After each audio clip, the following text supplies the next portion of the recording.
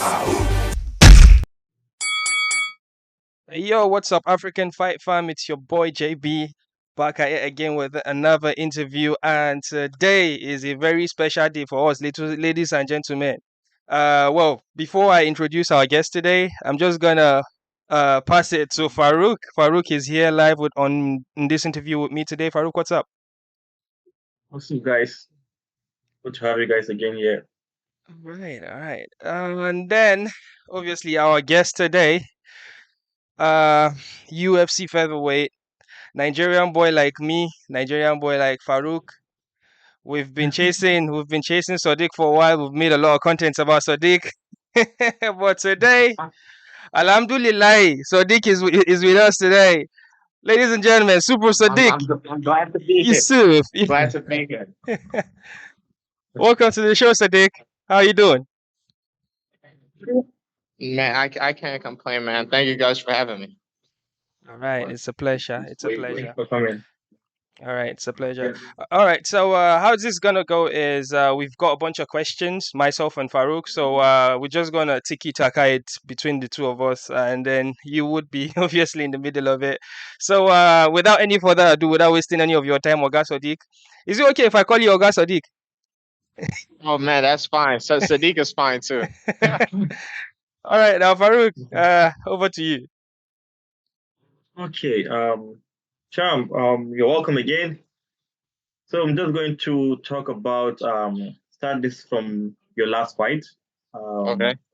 Um, Congratulations on that victory. The second fastest submission in UFC featherweight history, 30 seconds. That's incredible. So, what was the um picking that fight, getting the fight? Don Shainis is coming in as a late replacement. We were hoping to fight Giga before he was injured. A lot of the fight, and you went to Vegas. I even posted something about you hoping to get a replacement fighter, and that wasn't possible. You went back again and got the fight for October 1st. So making a Yes. light of Don Shainis getting that record and also finishing that fight. So how do you feel after that fight? What was the feeling? Man, Um, it was good to at least get something, you know?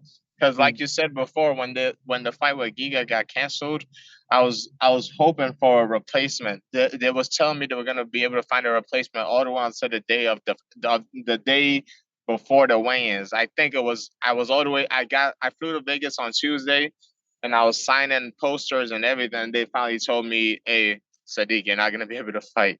And it was all over the place. Because then after they told me I wasn't gonna be able to fight, then they told me, "Okay, we found Don Shainis, and he says he'll fight you, but he wants to fight at 150." So I said, "Okay." And then there was like, okay, he can't do 150. He wants to do 155. I said, okay. And after that, Cody Garbrandt, who was fighting in 2 weeks, got injured. So there was like, okay, you two take his position, and then you mm, can fight. You can fight October 1st. And I mm, was like, okay, again, because I wanted to fight. You know, I had a very hard training camp, and people don't understand like getting ready for these fights is not easy on the body.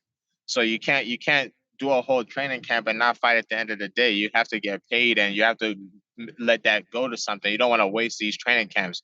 There's a lot of wear and tear on the body, and for somebody like me who's had like rough health history in the past, is an opportunity like this I can't let slip away. I've missed a lot of fights before just because I was unhealthy before. So I was like, okay, I have to fight, and I'm happy I was able to get in there. The second fastest submission in featherweight history. You know, now my name is on the record books forever. You know, yeah, it's cemented in history. yeah. All right, I'm Also, to just add to that, I don't know if okay. Farouk, sorry. Let me just jump into this. Yeah. Speaking about the fight and that whole card, the card was a banger. But unfortunately, you did not get to be part of the the bonuses, I right? don't understand. I don't understand. I don't understand. I told my coaches, I said I might never get a bonus then, because I don't see how I'll have a better performance than that. Unless if I could have a 10-second finish, you know? Like I don't understand. I don't understand how I didn't get the bonus. They gave it to people on the prelims, you know, which is rare for them to give it to everybody on the prelims. I was the only finished on the main card. Yeah. Sometimes we hear in the press conference they would ask Dana. Unfortunately, this guy didn't get a bonus, and Dana will be like, "I'll take care of him." Did they take care of you? Yeah. Yeah, well, I'm still waiting. I'm still waiting. So the thing, a lot of people don't know what the bonuses is.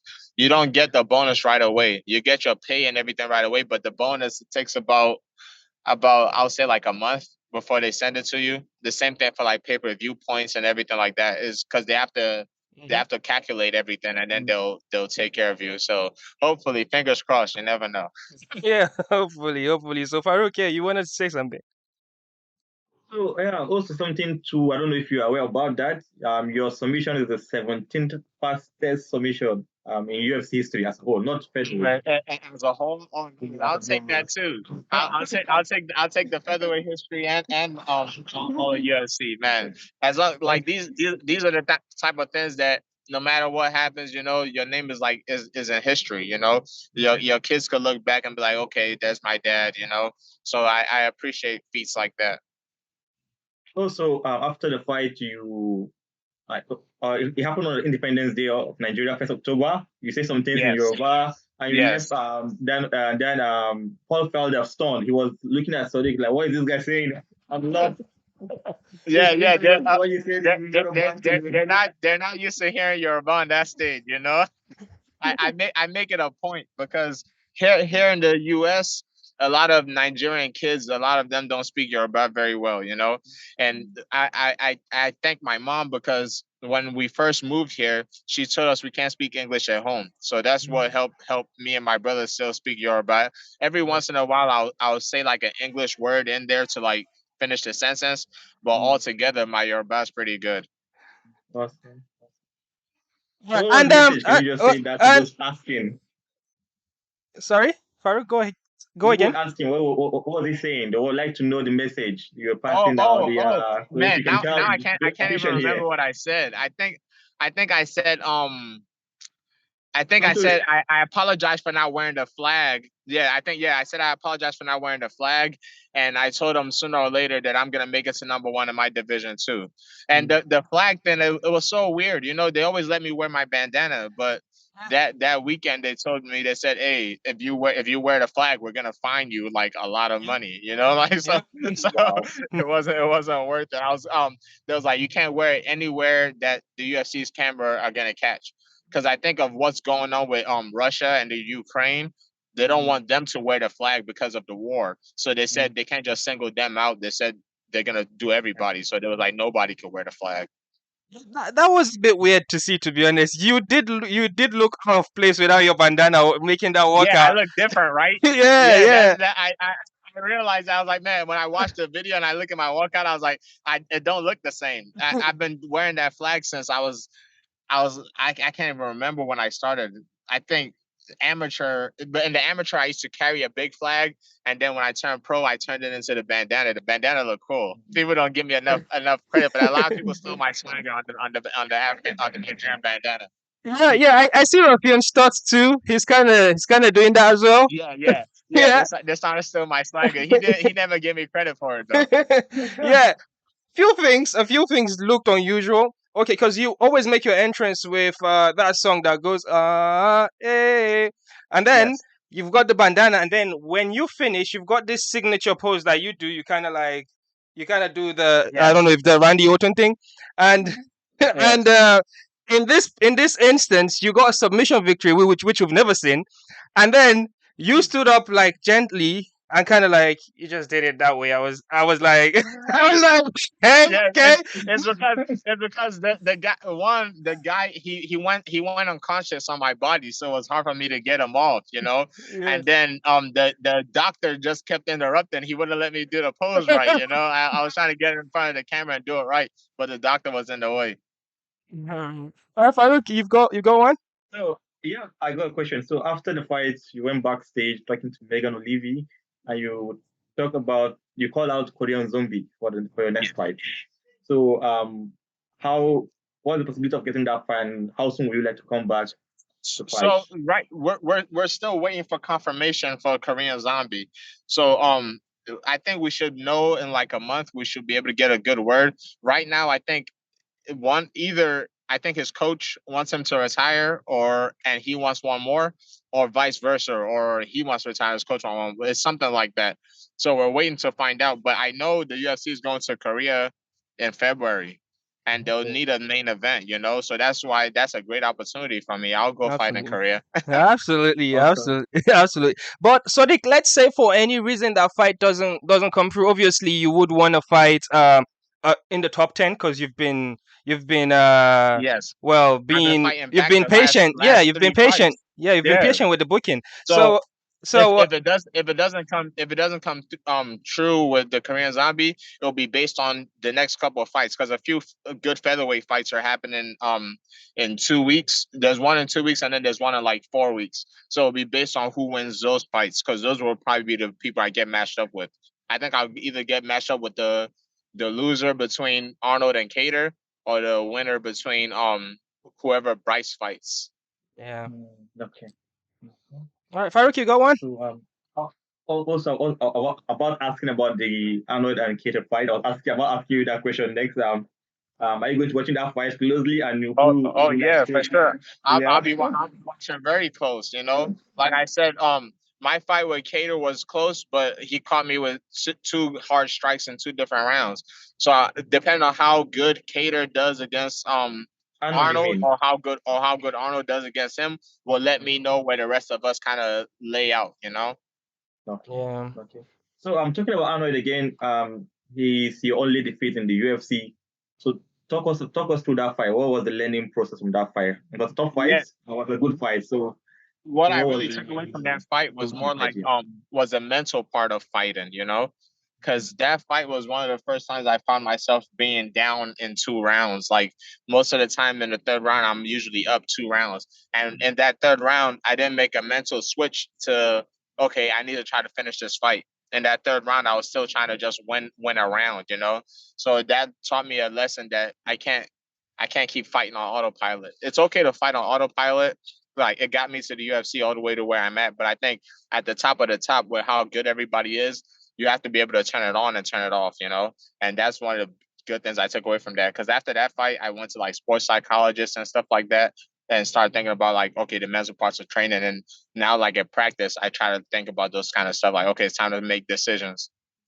Right. Okay. Awesome. To the fight with Arnold, you took a long gap. Um, there was a lot of speculation about uh why or what the reasons were. Is this something you would want to talk about? Yeah, yeah. I took a long gap for like health reasons. I was very, very sick after the Arnold fight. So I got sick before. I don't like telling people because I don't want people to take away the victory from Arnold. I don't want them to think it had anything to do with the fight because it had absolutely nothing to do with the fight. So before the Arnold fight, I had COVID, but I got over it. So for the fight, it didn't play a part at all. So don't discredit Arnold Allen's win.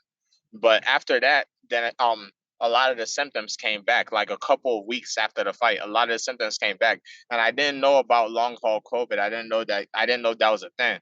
And while I was going through the symptoms, I thought I could just work it out. So I was training and working out, trying to push myself to try to fight it off. I didn't know I was just making it worse and worse and worse until the point where like my body just had enough, and I was crashing. I couldn't train. I could sometimes I was having hard times walking up the steps and stuff like that. Just doing my regular day, I couldn't do stuff like that. So I stayed out of the gym for I was out of the gym for like maybe like 2 3 months. I didn't do anything, just to try to get my health back in order.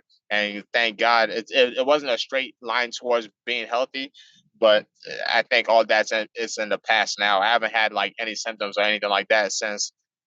Man, it might be like it's been months and months now.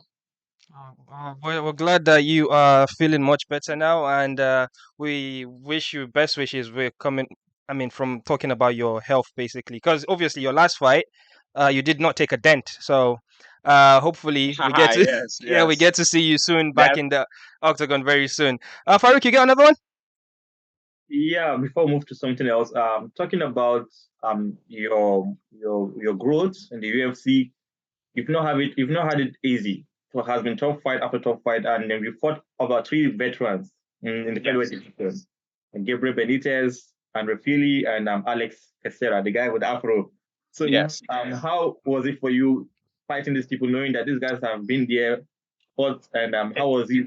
It was cool. It was cool. It was cool, especially with Andre Philly and Alex Caceres, because those are guys that I watched like coming up, and those are guys that I respected. So it's one of those things that like before the fight you don't want to say anything until the fight is over. Like after the fight is over, then you can let them know like, man, I'm a big fan. I watched you, blah blah blah.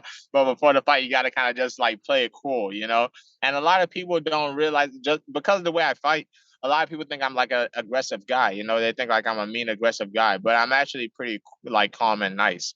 So like after the fight, I let them know like, man, hey, I'm a big fan of you, man. Like even if they believe it or not, like the Alex Caceres, I don't think he believed it until he saw like my old posts of like me like cheering him on like Facebook and stuff like that. But like it's definitely surreal. It's definitely surreal. Like after I won against Andre Philly, and then I got to soak it in. I was like, man, I just felt like Andre Philly, like stuff like that is surreal. But when I was a kid coming up, I used to imagine myself fighting all the UFC fighters. Like I used to think I was gonna fight Jeremy Stevens one day when I was like a little kid. So it's really cool. Yeah. Awesome. I Yeah. have one more. I don't know. I don't know how many people feel about this question, but I cannot leave this. We'll have you here today. I have to ask you this question. What are your thoughts about Min Hakim Daudu? You're in the same division. Yeah. I I you said guys talk about each other ever. So to, what do you to think be about honest, Daudu? I've told my coach from day one, he's one of the few fights I'll probably always turn down. Because I don't think it makes sense with everybody in our weight class. There's no reason why the two Nigerian guys need to fight each other. There's too many No. options. So I've told my coach from day one. It's funny, I get mistaken for Akeem a lot because both of us have like a similar hairstyle. We have a similar hairstyle, but our personalities might be completely different. He's like Yeah. me and Akeem. I'm like we're like the opposite side. We're the opposite side of the Super same coin. Pacific. Yeah, we fight similar too, which is funny, Mm. So it's like picking, in video games when you pick the same character and they, Mm. they one of them just has a different color. That's how I feel like it is with me and Akeem. So it like I said, he's one of the few fights I told my coach like from the beginning. I was like, yeah, we're probably never gonna take that fight. I have a lot of respect for Akeem. I wish him the best in his career too. Awesome. All right. I'm just gonna ask a cheeky one. So, our brother Tafon Nchukwi, you guys seem to be bantering on social media. I don't know much about the relationship between the two of you, so I'm just gonna ask you, what's up with you and Nchukwi? Oh man, that's my boy. That's like that. That's like before the interview started, I was just watching him train. He's getting ready for a fight soon, and like he's like my little brother, man. I got a lot of love for Tefon. Tefon's a very very hard worker, man. So it like anything good that happens to him, it makes me very very happy, and vice versa. All right, Farouk, Awesome. over to you. So we'll also try to have him on the channel as well before his fight. Hopefully, he's less busy. So the next question would be with regards to the big fight coming November 12th, the jump. Stylander Israel Adesanya taking on Alex Pereira. So, what do you think? How do you see that fight playing out? Your prediction and So, the path to man, victory. to be honest, like it's Alex Pereira is scary, but if you watch like their old fights, it's like Izzy was winning pretty solidly. He just got caught. He just got caught. So it's one of those things where like if my money would still be on Izzy to win that fight, like just based off how the old fight looks. But MMA is a weird game where like these slip ups happen. But if they fought each other 10 times, Izzy will win more than not. More than not. So for that, I'm definitely picking. I know I'm a little biased, of course, but I'm definitely picking Izzy to win that fight. Okay, is it knockout, decision, submission? No, I think it'll be decision. Like I Decision. definitely because I think he'll play it smart, which is what he has to do. You have to respect Alex's power. You can't go in there trying to finish him. Just beat him with technique, like the way he was doing in the old fight, and then just stay a little bit more careful. It's not an easy thing. It's not an easy thing to do. Trust me, but Yep. that would be the best way. That would be the best path towards victory. Okay. So Speaking what you about, just said now, oh, Farouk, go, carry go. on, David. No, no, no, no, no, Okay, no. This what is embarrassing what you right just now. said Go. now just what you just said now is making me trying to answer the next question What do you think about people calling fighters boring or today they're cheering you up, the next day they are against you, lack of time? It's silly. I don't know. It's so silly, man. It's like I don't understand. Like I don't understand how Israel gets that, because his fighting style is, maybe it's because I'm a striker, So because I like striking, I could never really be bored by the way he fights, because there's always something to learn. So maybe it's a harder question for me to answer because while I'm watching, I'm also studying. So maybe somebody that doesn't know what's going on might find it boring and like, but I don't get it. Like I don't. It's hard for striking to not be to not be entertaining, especially to me. But that's why I'm saying like maybe that's just because I'm biased. There might be somebody out there that thinks it's hard for wrestling not to be boring. So I don't get it. Like I understand if he was like if nothing at all was happening, maybe like when Rose and Carla fought, I kind of understand that, but enough is happening on Israel's fights for it to still be entertaining. I've never been watching this fights and be like, oh, I want to go to sleep. Like there's setups happening, there's angle switches happening. Maybe okay, somebody's not getting knocked out, but come on, this isn't like some barbaric stuff right here. This is the top level of mixed martial arts. Like, yeah, sometimes you're not gonna see knockouts all the time, but you're still gonna see clean technique. If you appreciate martial arts, you can't ever be bored by one of his fights. And then at the on the other side too, it's not his job to take risks. Like if you're the champ, you get like man, you're trying to secure your belt. A lot of respect to Kamaru. Kamaru in his last fight, he was taking risks. He could have been born and just ran out the clock. He was taking risks and he got caught. But that's the price of being great. So it's not the champ's fault. Oh, trust me, when I fought Andre Philly, and I knew I was up 2 rounds in the third round, I was it's like, oh, okay, I'm just gonna secure the victory. So it is what it is. I remember in that fight too, people gave me a lot of slack. They was like, oh, the third round he didn't really do much. He was like, yeah, because I don't want to take a chance of being kicked in the head by him. That was literally what I said. I was like, he's really good at setting up head kicks. I don't want him to kick me in my head. I'm already up 2 rounds. I was like, all right, I'm just gonna move around to the third. I think something about that fight that made the fans sound that way is because the commentary in that fight, I remember that fight very clearly. The commentary in that fight Yeah. where they sounded disappointed that you were kind of coasting the third round. Post them. Yeah, Yeah, yeah, yeah. yeah, They were so they were very disappointed. But like yeah. I just said right now, it's one Hmm. of those things that like, should I try to please them and take Hmm. a risk and then I end up losing? I'm gonna feel real stupid. But at the same time, let's say one of the judges mixed up the cards and was like gave him one of the rounds, and then I end up losing the decision. I'll feel stupid then too.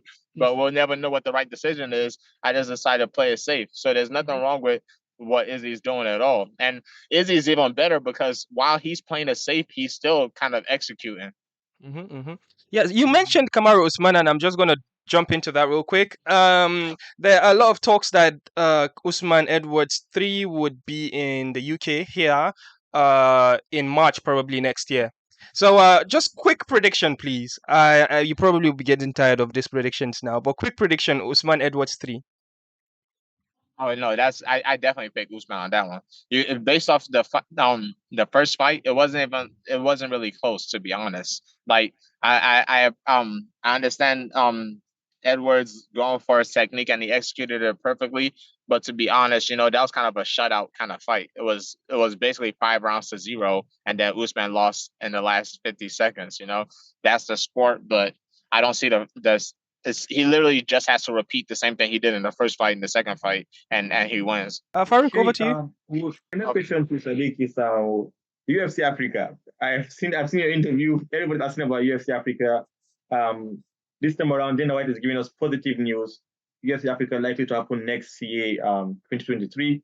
So where do you think the fight will happen? The fight night or the event? Is it Nigeria or South Africa? No, if I had to guess, I'll guess it's in South Africa. Like that that would be my most likely guess. But I don't know. The only reason why I think it will be in South Africa is because South Africa has EFC, and EFC is pretty big over there. So I think they kind of already have the foundation set for a big show already. So hopefully they make their way to Nigeria. But I'm not gonna lie, I'll be happy if it's anywhere on the continent. You know, you guys know how hard it is for traveling visas for some of our people back home. So anywhere back home will be fine. Yeah. So Speaking of UFC Africa, real quick. Um, would you, if it then happens in South Africa? Because I'm pretty sure maybe around summer of next year it would definitely be in South Africa. Because we heard that there is this company called SuperSport, which are like the official broadcast partners of the UFC in Africa, and apparently the UFC are in talks with them about the event happening, and obviously there are plenty venues in South Africa for this to happen, which makes us assume it's going to be South Africa anyways. But if it does actually happen and it's a fight night, would you want to be on that card? I don't care what kind of fight it is. It could be a contender series. I would want to be on that card for sure. Okay, real quick. All right, Farouk, yeah, you can go now. okay, yeah. So I would like who if you want to pick top five UFC African fighters. You want to stay on that card? Who do you think will be those Who are the fighters? top five? Top five, yeah, out of seven Yeah, fighters. You want to stay on that card? my number one will always be Kamaru because Kamaru was the first guy that I saw when I was like, oh my god, like this Nigerian guy. Because Kamaru was the first guy on the big stage that was repping really hard. You know, I saw him on Ultimate Fighter. Like I think I was maybe 19, 20 when he was on the Ultimate Fighter. So I was repping real hard for Kamaru, even though his fighting style was nothing like mine. I was still very happy. You know. And then number two obviously would be Izzy because of his accomplishments and how much bravado he brings in. Number three, now is when it starts to get hard. Francis too because he's a champion. Because he's a champion. But then then I have to start going to like OG guys, like people that aren't in the UFC anymore, like the Andrew Kawani brothers. I really like well Chitty's in the UFC now. Really, But really. but his brother, I remember when I was younger, I was like, man, Andrew Kawani, Andrew Kawani. I was like, man, that sounds like a Nigerian name right there. And I found out he was Nigerian, so like that was pretty cool. So I guess yeah, the Andrew Kawani, Chidi will have to be on that card. Kennedy's a really good guy, man. I'm a big fan of Kennedy. He's one of the better guys in the UFC. If you guys ever like interview him, you know, just Oh yeah, out, not even fighting wise, just a good dude. You know, he's always praying for me. He's a really good guy. yeah. Who else would be on there? And me for sure. I just realized that.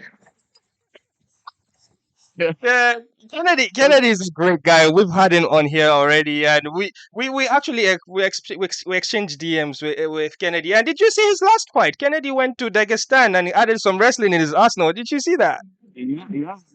He beat one of my friends Carl. So yeah, that was a very dominating performance by him. You know, Kennedy has a good body type for that for fighting, and he has a good mind too. I really the fight I like with him the most was when he fought Carlos Huberg How's it because yeah. that shows that's the I always tell people, man, Nigerians are built for struggle, man. That's the kind of fights that shows that, you know, just being able to endure and come back. Yeah, so before we go, we're just gonna ask you some rapid fire questions. I'm pretty sure our our African audience would want to hear some little African details and some MMA details about you. So I'm just gonna rapidly, you could just give us quick answers about this, okay? So let's go. Wizkid, Davido, Burna Boy. Who is your favorite? It'll have to be Burna Boy. I'm not the funny enough the thing that my mom, my girlfriend, my fiance they give me slack for. I don't listen to as much Afro beats as I should, but I'll go with Burna Boy for sure. Okay. Um, Plantain, that is dodo, and Uh huh. beans, plantain and beans together Uh as a huh. dish. Okay, pounded yam Uh and huh. egusi as a dish. Uh huh. Jollof and plantain as a dish. Which one? Jollof and plantain hands down. All Hands right, down. all right, all Hands right, down. all right. I got another one. I'll tell you this though. Hmm. If there was like if we're going, I'll take that, but it'll be like with bread. It won't be with plantains. Damn, you know your street food, man. Of course, man. Come on, man. I'm for real here, man. I'm for real. I'm not a pretender. Okay, okay. Yeah, Farouk, you've got any? Yeah, can you name five Nigerian soccer player you know all Oh, time? hey, Five. listen. The only sport that I watch is fighting. I don't. Okay. I can't. Listen, I can't even name five American football players. Oh I damn. literally only know fighting. Awesome. Awesome. Okay. Okay. So fighting. Name your top three fights of all time. Top three Yeah. fights. Okay. Okay, number one. Fighters of all time. Fighters. Oh, fighters. Okay, Mhm. number one, George St. Pierre. Number two will be, I guess, top three of all time. Top three of all time. Mine's personally. Number two will be Jose Aldo. Number three will be Dominic Cruz. Oh damn, that's a list I did not see coming. What Yeah. about Aldo? Why Aldo? Well, Aldo was a great. People don't some people don't know, like some people are new MMA fans. They wasn't there for Jose Aldo's reign when Jose Aldo was destroying featherweights with leg kick. I'm a big fan of leg kickers, you know. Aldo doesn't throw as many more now later in his career. Well, he doesn't throw anymore now because he's retired. But later in his career, he stopped kicking as much. I think he started having like foot problems. But Aldo was one of the greatest leg kickers the UFC's ever seen. All right. All Awesome. right, great stuff. I know I'll be kicking myself for not asking you more questions because I'll remember when you're gone. I have some more. Yeah. City you love to visit and lived in outside the US. What city? Some what city I would love to live in outside the US? Uh to be honest, I don't, as long as I have my loved ones with me, I don't care where I live, to be honest. Okay. As long as I can bring in the people that make me happy, it's all good. Speaking about your loved ones, yes, we know that mom. I just remember we know that mommy has a Adive shop. Yes. You want to plug that here?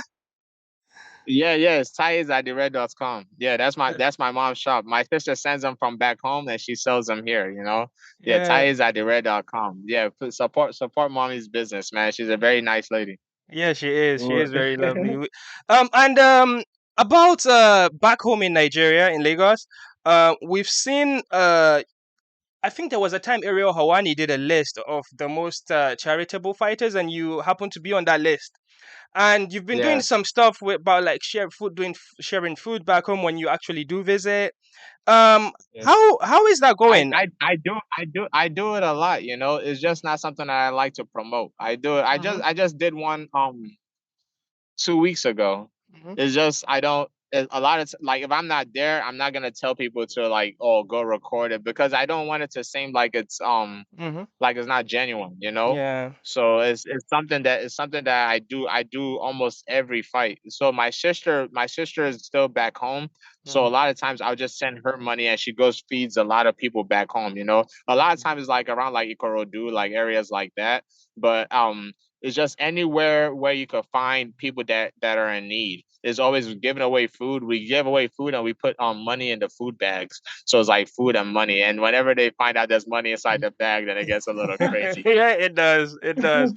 It does. You I know when have you videos in my phone, like where like oh like when they find out, oh man, there's money in there, and people just oh, start running and yeah. yeah. Yeah, you But know what I do it all the time. yeah. You know when you name drop like when you mentioned Ikorodu there, I was like, "Oh wow, he knows Ikorodu." You know?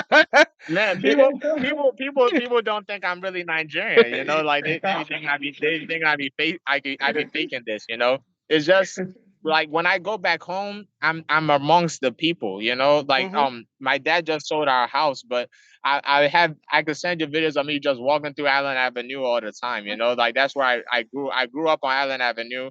Like I was telling another previous interviews, like one of my favorite things when I go back home is to go to University of Suya, or even if it's not University of Suya, there's a guy that sells suya on Allen Avenue. He comes at nighttime, and like I always stop by there and I get food all the time. And sometimes I'll go to like to Ikorodu to watch the guys practice boxing and stuff like that.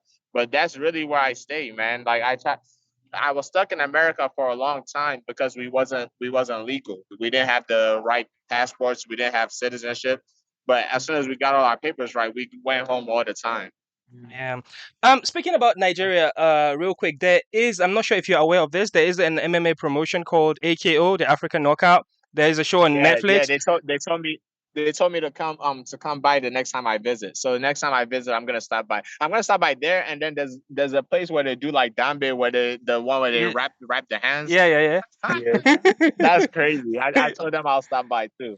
I was gonna go back home after this fight, but it didn't work out for my schedule.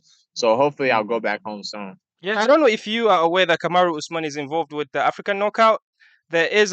actually have an event this December, December 29, 2022 in Lagos Landmark Hall. Uh, the third fight night they intend to do, and this time they want to bring bigger fighters in there. So if you have December plans, just check December. You said December what? 29. 29. I'll keep that in mind. December 29. Yeah. Anyways, I think that's everything from me. Farouk, how about you? So a few more. If you were not fighting, what else will you have been doing? What would be Man, the alternate career path for you? to be honest, I don't know. I ask myself that question all the time. So Mm. what when I was a kid, I turned on the TV and I changed the channel and I saw the UFC, the Ultimate Fighter on there. And as soon as I saw that as a kid, I said that's what I want to do. And this has been like when I was like a little kid, you know. So I always ask myself, I said, what would my life be if I just didn't change the channel that day?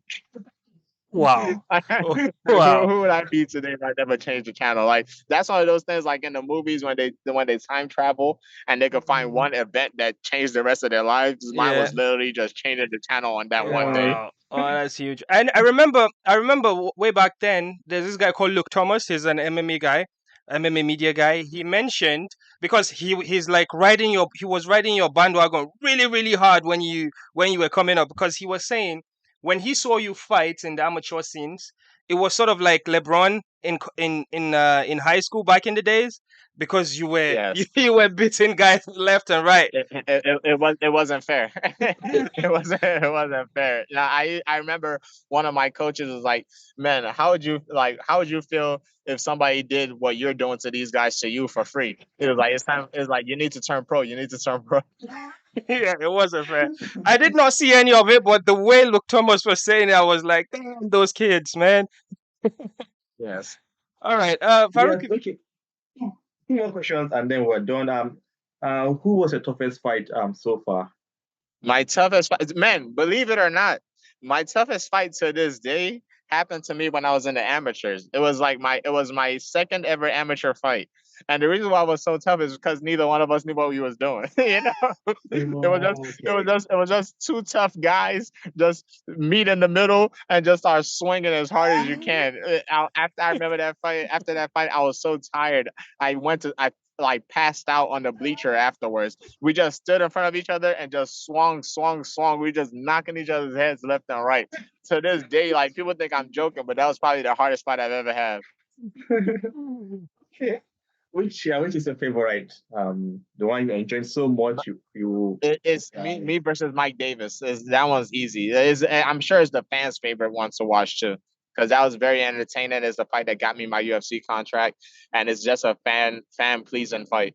Oh yeah, that fight has millions of views on YouTube. Yes. Yeah. All right. Also, That's it. one last question, Sadiq. Okay, Sorry, Farouk. one last question. Uh-huh. With regards to YouTube, why are you not pushing the YouTube, Sadiq? Your Man, YouTube. I'm lazy on it, man. I'm lazy on it. I need to get you see this guy right here. You see, let me see. You see that guy right there. Hmm. He's always that's my coach. He's always getting on me. He's like, man, you gotta start pushing your YouTube channel, man. You're not doing enough Yes. content, blah blah blah. Yeah. Yes. When I was trying to make video facts about you, that's where I got all my facts from your YouTube. When you when you were discussing with your brother, there's another episode you attempted to speak Yoruba the whole time. That was fun Yes, to listen yes. to as well. With me and my mom. Yeah, yeah. Yeah, yeah. All right, Farouk, you've got any? Because I'm done, man. Martin, All also right, thanks, Sadiq. Thank you all for right, coming all on the right, Farouk. show. Really appreciate Wait, Farouk. Before we go, Sadiq, I beg, we are very shameless. We want a cheap plug, okay? So, Okay. so if you could just be like, yo, Super Sadiq Yusuf, and you're watching the African fighters. Hey, this is Super Sadiq Yusuff, and you guys are watching the African Fighters. Great, that's great stuff. You Thank you. even got the camera angle very nice for us. Thank you so much, Super Sadiq. This has been an No honor. problem. You guys have a nice. We really appreciate it. And yeah, ladies and gentlemen, that's it from us, the African fighters, and we out. Peace out. Bye.